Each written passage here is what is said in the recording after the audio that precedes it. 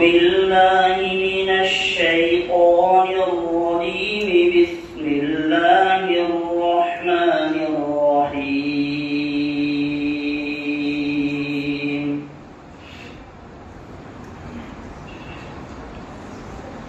سبحان الذي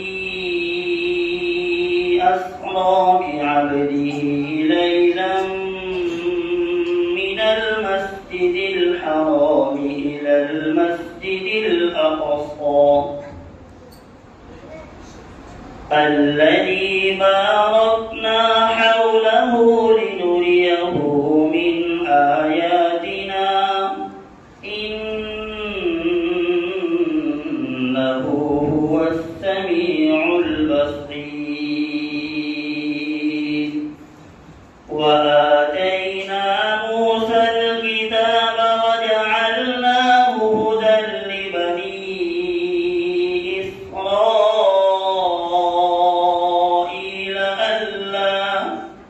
ألا تتخذوا من دوني وكيلا ذرية من حملنا مع نوح إنه كان عبدا شكورا.